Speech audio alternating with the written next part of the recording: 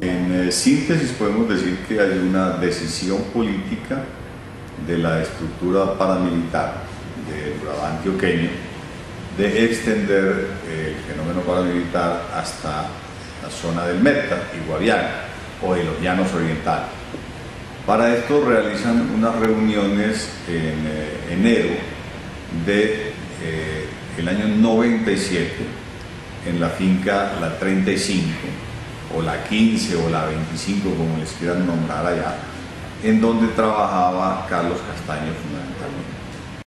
El 12 de julio de 1997, del Urabá antioqueño partieron dos aviones, un DC-3 con matrícula HK 3993P y un Antonov con matrícula HK 4009, los cuales transportaron a los miembros de las autodefensas, que días más tarde sembrarían el terror en Mapiripán. Esa masacre ocurre como 20 días más o menos después de mi posición como fiscal general.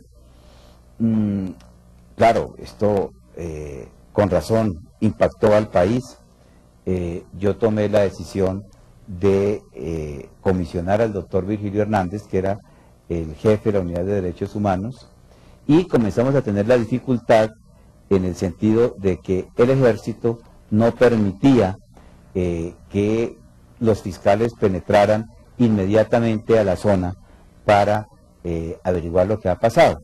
Hay una comisión que va directamente del gobierno nacional, el doctor Lazo, si mal no estoy, que era el encargado de la Oficina de Derechos Humanos de la Presidencia, va hasta San José del Guaviare, conjuntamente con el general Ardila y con el coronel Ávila Beltrán, que era el comandante del batallón Joaquín París, y no facilitan el transporte siquiera para ir hasta Mapiripán. Luego de recorrer medio país, los dos aviones provenientes del Urabá antioqueño aterrizaron con 3 minutos de diferencia en el aeropuerto de San José del Guaviare. Piloto del DC-3 Juan Manuel Ortiz Matamoros. Allí aterrizamos. Quiero señalar que en la pista, como es lo usual en ese lugar, había personal del ejército y de la policía antinarcóticos, pues allí funciona la más grande base antinarcóticos del país. Entre los miembros de la fuerza pública que custodiaban el aeropuerto, se encontraban 70 hombres de la base antinarcóticos, dirigidos desde Bogotá por el entonces coronel Leonardo Gallego, 2 hombres del Departamento de Policía Guaviare y 41 hombres del batallón Joaquín París, comandados por el mayor Hernán Orozco Castro y bajo el mando operacional de la Brigada Móvil número 2. Es inexplicable que lleguen 2 aviones, que sale uno de Bogotá y otro de Medellín, lleguen a Apartadó y a Necoclí, en el Urabá antioqueño, que son aeropuertos militarizados, que entren personal uniformado y armado a los 2 aeropuertos, se suban a los aviones, de ahí se trasladen a Villavicencio, que es un aeropuerto militarizado, y que de ahí salgan al aeropuerto igualmente militarizado de San José del Guaviare, y de ahí salgan en camiones que, dicen los testigos, son del batallón Joaquín París, los lleven a la trocha ganadera, los ubiquen en charras y por vía terrestre y marítima pasen por Barrancón, que era el sitio donde se encontraba la Brigada Móvil número 2, y de ahí pasen a Mapiripán, los cerquen, pasen a Puerto Alvira, cerquen la posibilidad de salida de la población y al día de hoy no se sepa quiénes estaban detrás de la operación. Mauricio Becerra Pérez, controlador aéreo del aeropuerto de San José del Guaviare. Yo autoricé la entrada de los vehículos por una llamada telefónica hecha antes de llegar los vuelos. Se me identificaron que era del batallón Joaquín París que iban a recoger a un personal que llegaría en los vuelos en cuestión, y así fue. Eran suficientes personas como para llenar unos 3 camiones. En su recorrido, los miembros de las autodefensas transitaron por vías que eran vigiladas por las autoridades militares y de policía de la zona. En el casco urbano de San José del Guaviare se encontraban 206 efectivos del Departamento de Policía Guaviare.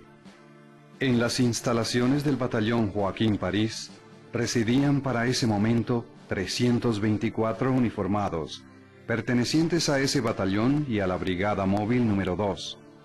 Además, el retén Sinaí contaba con otros 41 efectivos del batallón Joaquín París. En la investigación que por estos hechos adelantó la Presidencia de la República el 23 de julio de 1997, se consignó: de acuerdo con versiones de Monseñor Correa Yepes, obispo del Guaviare, hace unos 6 o 7 días pasaron varios camiones con alrededor de 120 hombres de civil y sin armas. Después de pasar por las instalaciones de dicho batallón, cambiaron sus ropas civiles por uniformes militares y continuaron su rumbo por una trocha que conduce hasta un sitio denominado Charras. Otro grupo de las autodefensas también se desplazó hasta Charras, pero lo hizo a través del río Guaviare, pasando por el punto de control que se conoce como el Barrancón. Paramilitar confeso Edison Londoño Niño. Yo fui con René hasta el Barrancón. Íbamos armados y él se bajó y habló con un sargento, creo, y nos dejaron seguir sin registrarnos y sin nada. En el Barrancón se encontraban 834 hombres de la Brigada Móvil 2, 136 de Infantería de Marina y 130 de la Escuela de Fuerzas Especiales.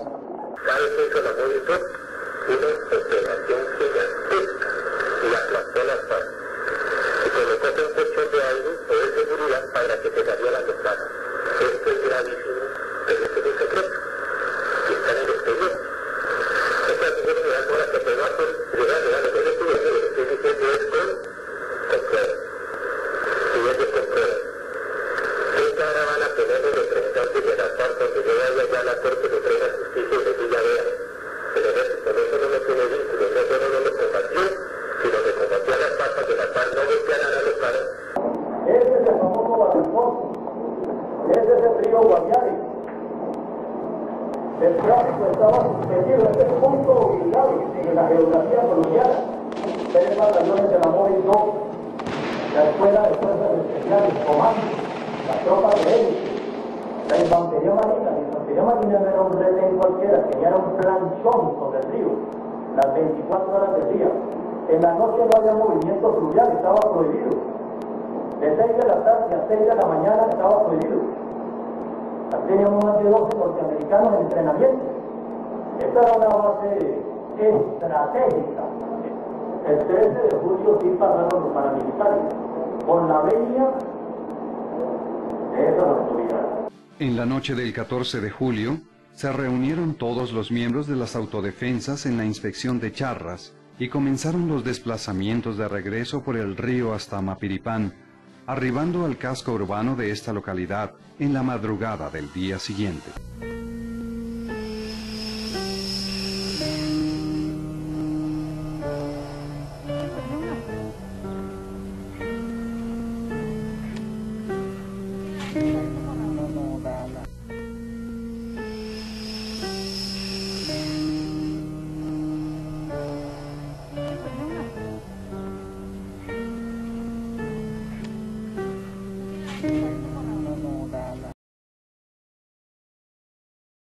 En ese lapso de tiempo, es claro que a través de labores de inteligencia, los paramilitares sacaron a las personas de la cooperativa y de Mapiripán y las ejecutaron extrajudicialmente. Muchas de estas personas, sus cuerpos fueron desmembrados y arrojados al río.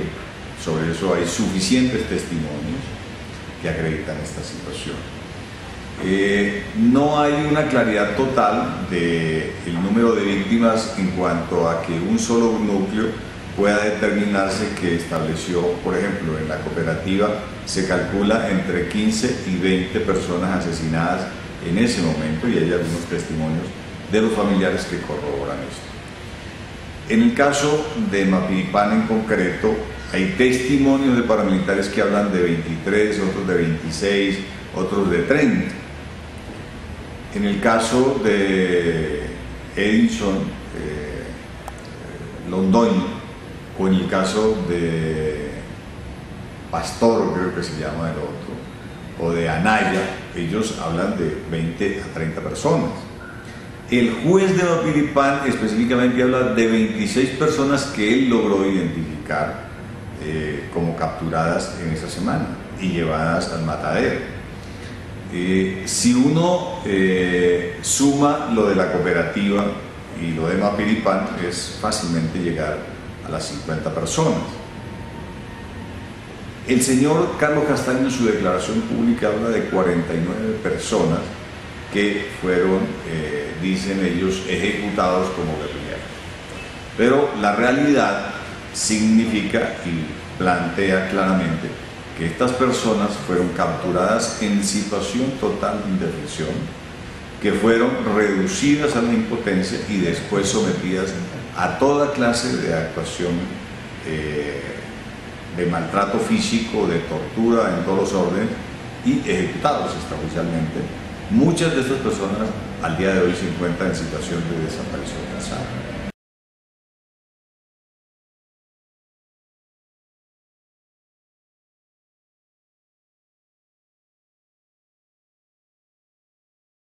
Bueno, esa es una mentira del gobierno, lamentablemente, porque aquí en el Guaviare se sabe que hay.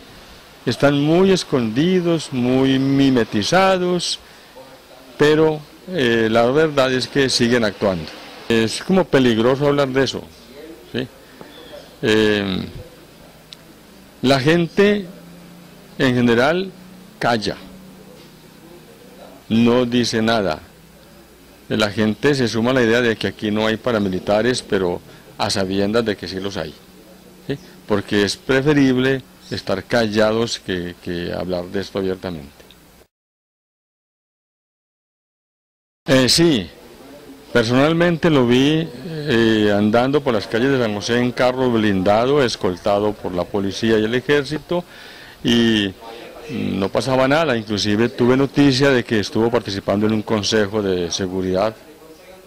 En fin, no ha vuelto, pero se sabe perfectamente que él continúa en su actividad. Los paramilitares son la amante del militar.